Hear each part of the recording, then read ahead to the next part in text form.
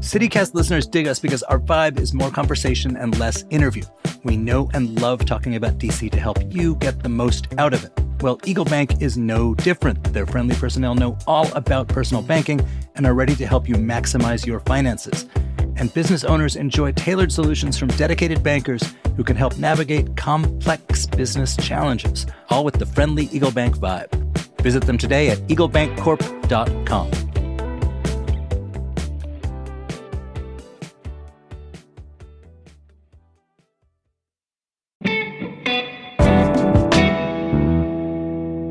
It's Parks Week, sponsored by Casey Trees, a week of coverage celebrating DC's green spaces.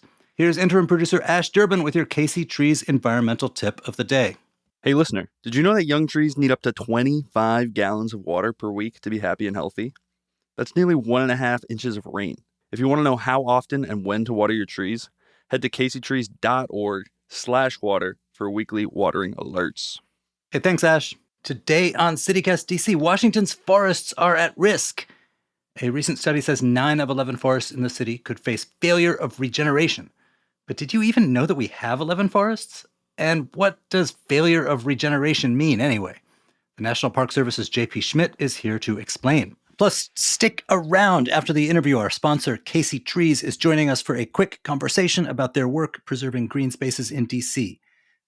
Did you know that they work with community groups to help create and maintain new neighborhood parks and trails? Maybe that's something you'd like to get involved with this summer, so stay tuned.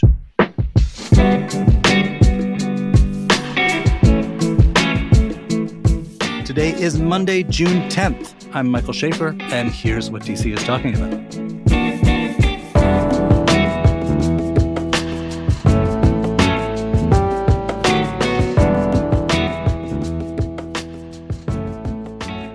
Hey, JP. Hey, how's it going? Good. Thanks for being here. Great to be here. All right. So this recent study showed that 9 out of 11 forests in DC were at risk of imminent failure of regeneration. What does that mean? So in DC and really the Northeast United States, forests are the most common vegetation type. That's like what naturally grows through most of that area. And for a forest to survive long-term, talking decades, centuries, that kind of thing, you need to have this balance between old trees that are dying and new trees like seedlings and saplings that are growing up to the canopy to replace them. And there's a lot of reasons why trees might die. They live to a really long age. We think of them being as really old, but they can actually get to the point after a century, or in some cases several centuries, where a tree just dies of old age, like a person might. They're also susceptible to kind of weather and climate problems. So like big storms or a drought or getting struck by lightning, those sorts of things can kill a tree. A lot like people, trees can get diseases and die. And sort of more recently, and certainly in the DC area, that's kind of led to some like extra causes of death. So you might have heard of emerald ash borer. It's this small insect that's not native to our area, but has invaded. And it is essentially killed off almost all of the ash trees in the region. Not literally all of them, but they're drastically reduced from what they used to be. So I guess that means tree regeneration means the growth of the same trees that used to be here, but babies. Yeah, it is the process by which like a seed goes from a seed to a seedling to a sapling. Kind of that whole process is tree regeneration. And we need to have that to replace the trees that are existing. So if this study shows that 9 of 11 forests in DC are at risk of imminent failure, does that mean there's 11 forests in DC? No, that is 11 national parks in the DC region. Oh, in the DC region, I gotcha. Yeah, we work for the National Park Service, the folks on the study, myself included. And so we have long-term data from those parks. We've been studying them since 2006. And so that's where we had information. And what we found there is that there are not enough seedlings that are growing and becoming saplings in order to make up for all the mortality that the trees are facing. Now, and so that obviously is a long-term problem.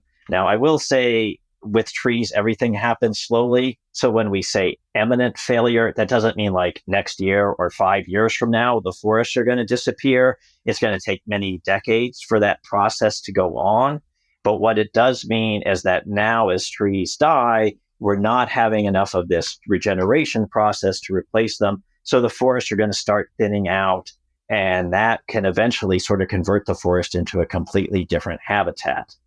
I also want to say, even though we only focused on national parks, this isn't like some specific problem to the national parks. If you went out to any forest in the DC region, something privately owned, state owned, locally owned, what have you, you're going to see a very similar set of problems that we're seeing in the national parks.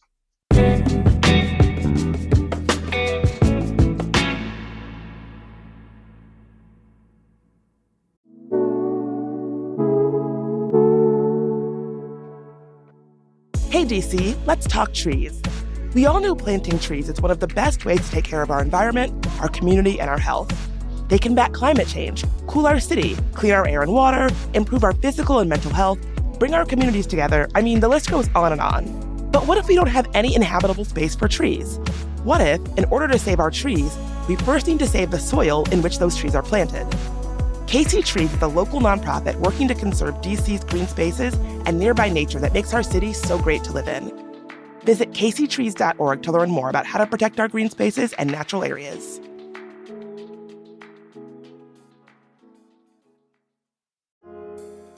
Speed into success. Learn French.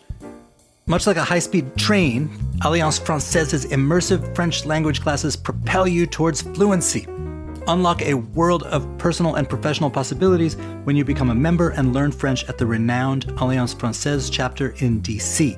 Tradition and modernity intertwine, offering you an unparalleled learning experience that includes language classes, cultural events, and the only French loan library in the Mid-Atlantic region. Embrace the language that bridges cultures and enriches your resume. The summer season starts on July 6th, so enroll today. All ages and levels are welcome. If you sign up by June 13th, you get $20 off the tuition fee. Find our French classes and more at www.francedc.org. The summer session starts on July 6th, so enroll today. But like walking around DC, the city is so green compared to other American cities. Why are the forests failing to regenerate? So we sort of have two particular problems in the DC region. One of them that's a little more localized are invasive plants. And so these are plants that don't normally occur in the DC region, but they've spread to our area. And we particularly get these invasive shrubs. You might know barberry or honeysuckle. They can get into a forest and just dominate the understory where you can barely walk through it because it's just so thick with shrubs. Once that happens, they will shade out all the seedlings beneath them and essentially kill them. And then that will be an area with no forest regeneration. So somebody like me, some ignoramus like me, might see it as just undifferentiated green. It might look great, but it's really just these specific plants that are surviving and everything else is dying off. The other problem that is happening throughout our forests and really throughout a large part of the Mid-Atlantic and the Northeast is this huge overpopulation of deer. Deer are somewhere between 3 and 10 times more populous than they used to be back, 100 or so or 200 years ago. And deer really like to eat trees. They're what's called browsers, and browsers are animals that eat woody plants. The deer really like to eat the growing shoots of trees. So the tips of the branches and seedlings as they grow up, that's what deer will focus on. And in the case of seedlings, if a deer comes along and chomps a seedling, that's just going to kill it. And so this really high deer population is essentially killing off this entire generation of seedlings. And so that generation isn't there to kind of grow up into trees. It's really bad in urban areas in the Mid-Atlantic, it's like DC, because we have a lot of really small forest patches. And that means that the deer during the day, can kind of hang out in the forest and they'll eat the seedlings and the branches that they can get to. But then when they go out to forage kind of at dawn and dusk, they can leave the forest. And if they're in the city, they're going to go into people's backyards and chomp all of the ornamental plants that have been planted. If you're a little bit outside the city in a more agricultural area, they're going to go feed in cornfields and soy fields and that kind of thing. And so there's a lot of food out there that can support this really high population that couldn't survive in a forest. Wildlife ecologists refer to that as a food subsidy, which I guess is a very good DC term. And it's that subsidy that's allowing the deer to keep this really high population. And that really high population then eliminates the regeneration. So we think of them like Bambi, but they're like forest killers. Yeah, well, yeah. I mean, when they get to this high of a density, it has this dramatic effect that you wouldn't see otherwise. But look at, like, I have read that 100 years ago or more, they were nearly hunted to extinction. You could go through the forests of the DC and the DC area and not see any deer. What happened? What changed? So even up to like the 1960s or so, if the staff at Rock Creek Park in DC saw a deer, they would note that down as this exciting and unusual event. And it's no coincidence that that's when Bambi was made. No, it is not. And so at that point, deer were not common in the DC area or in the East as well. And so what's happened is a few things. People started to actually take deer and reintroduce them deliberately in an attempt to sort of maintain hunting and have that as a sport and that sort of thing. And also as the number of predators, natural predators got reduced, and as sort of hunting became a less common of a pastime or of a way for people to eat from day to day, that hunting pressure reduced. And so then the deer could expand their populations. And as they moved in, they got these really nice patchy habitats with ornamental plants or crops or what have you. And so all of the pressure that was keeping the deer populations low kind of went away, and they got into this great new habitat, and their population has just skyrocketed since then. So how do we curb that population? So the way that we have to do that is basically through what we call deer management.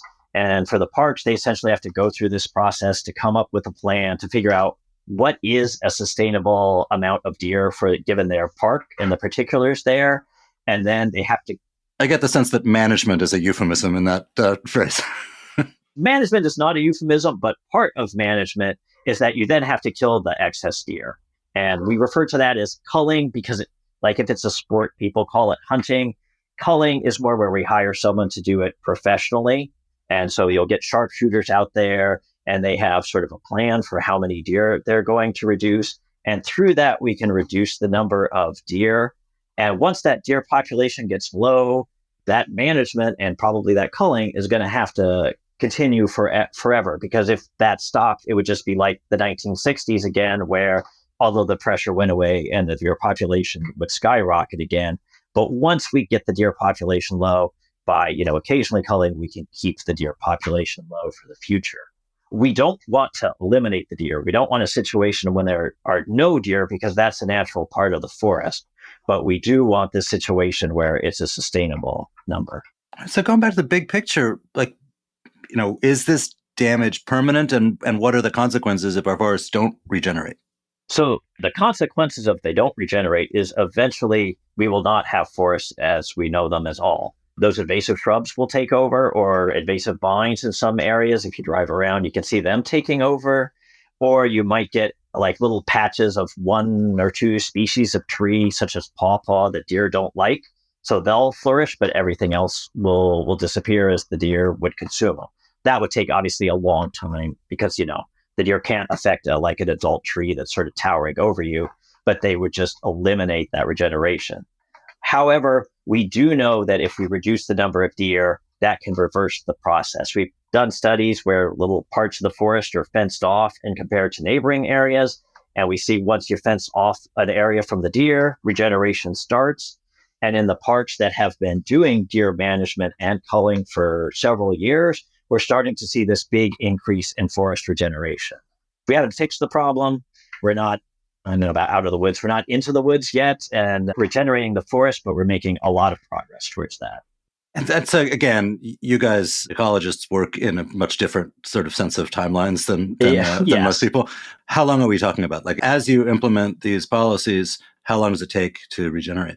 To go from like a seed to a tree takes decades, to be honest. However, once the tree gets to be a somewhat tall sapling, a little bit above your head, it's going to escape from the deer because the deer can't really reach much taller than about the height of a person. So, and that though is still going to take 20 years maybe before we get a lot of saplings at that height once the deer numbers are controlled. And so there's one step to sort of reduce deer number, and then that has to be maintained long term. And so it is a really long term process to fix that. And even so, people 100 years from now will probably notice that there's this kind of like age class of trees that is missing. Like there are these old trees, and then there's a missing age class and then a bunch of young trees. And that won't really harm the forest, but that signal could survive for decades, if not a century. So is there something, regular folks who just like to walk in the woods can do to help regenerate? So I think the big thing is, regular folks are probably not going to control the deer problem, but that invasive plant problem is something regular folks can do. There's a couple ways to do it. If you are someone who has influence over planting, like in your yard or your workplace or apartment building or what have you, plant native species and don't plant those invasive shrubs. Just eliminating those from the sort of areas outside the woods will make it much harder for them to invade the woods. Our national parks and many other places in the area have volunteer opportunities. If you want to go and help attack that invasive plant problem, you can do that. They have workplaces can come in sometimes and have like a volunteer day, and getting rid of those invasive plants is a big help. And so that's something that pretty much anyone can do.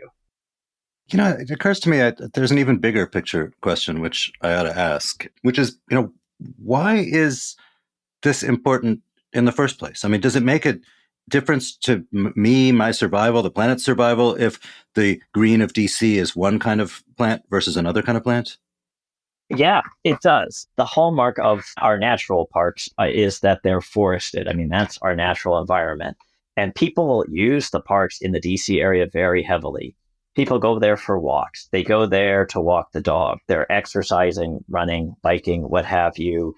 It's where people have like family meetings or go out for the picnic with friends. And if we lost the forest, it would be a very different and less pleasant experience. It turns out the forests in DC are the coolest places in the city during the summer, like literally colder than everywhere else. So people who want to break from the heat and don't want to be in air conditioning forever, the forest is where you can go. And if we lost the forest, then literally the whole city would be hotter. So there's that level. It also matters to all of the other animals, the birds, the insects, everything else that you have there. The animals living in the streams, they rely on the forest as well. And if the forest drastically changed, then a lot of those animals won't be able to survive. And the forests provide things like they help manage rainwater and they help absorb air pollution. So that affects people. But for the global view, I think there's also something there as well. We want people to be concerned about these global environmental problems. We want them to understand how that affects people elsewhere. DC doesn't have like the big dramatic landscapes like, Yellowstone or Yosemite or the Amazon or something like that. But our forests are the ones that people actually experience. They're the part of nature that's part of our everyday lives. And in some ways, that's the part of nature that helps us connect to these big global problems. And so if that was gone from our experience, if we just never really saw these kind of natural areas, then I think it'd be a lot harder to really relate to all of these environmental problems in other parts of the world that we hear about through the news. Hey, JP, thank you so much for being here. Oh, it was great. Thanks for having me. And listener, don't go anywhere. In just a second, we've got a segment sponsored by KC Trees. CityCast's Priyanka Tilve is chatting with one of the group's directors about how land conservation in DC prevents floods, impacts our air quality, and even improves residents' health.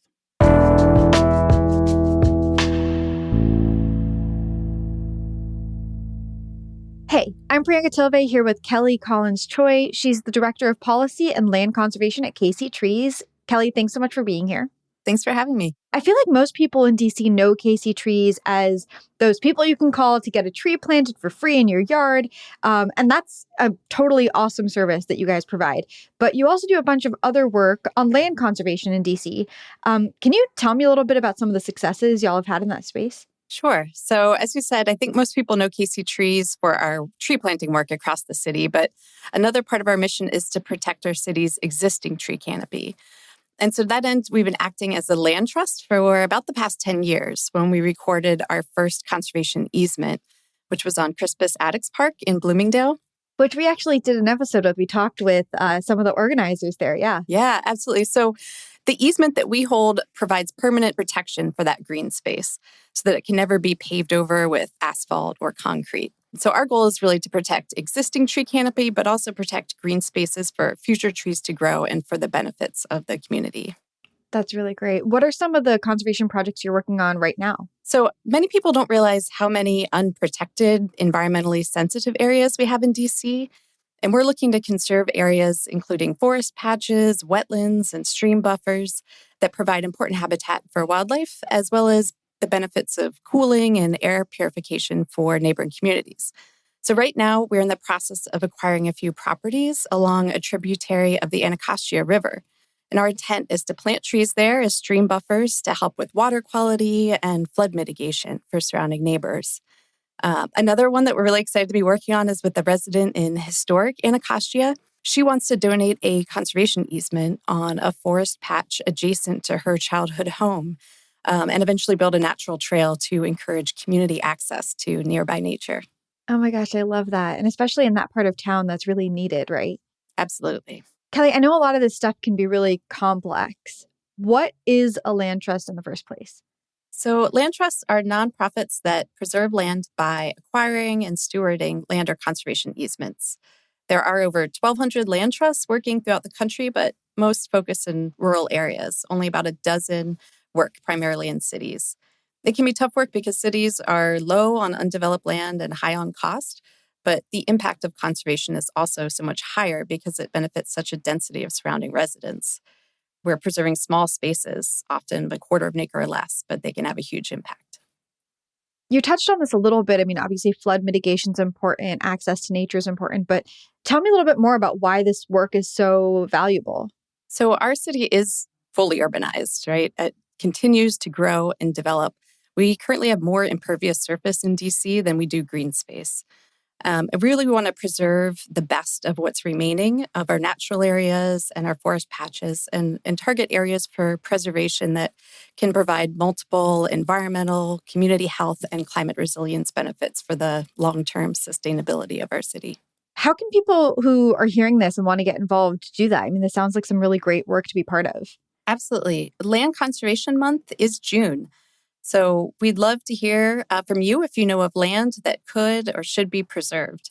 We can work with private property owners, houses of worship, schools, and even the DC government in protecting land through conservation easements. You can go to caseytrees.org to fill out an easement nomination form.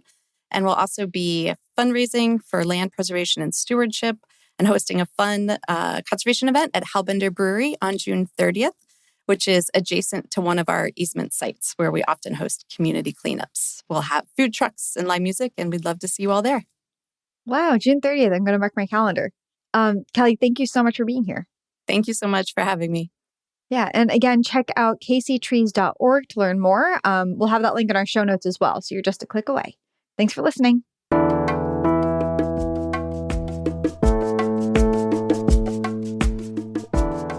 That is all for today here on CityCast DC. If you enjoyed the show, why not tell a friend, rate the show, leave us a review, and subscribe to our morning newsletter. We'll be back tomorrow morning with more news from around the city. Bye.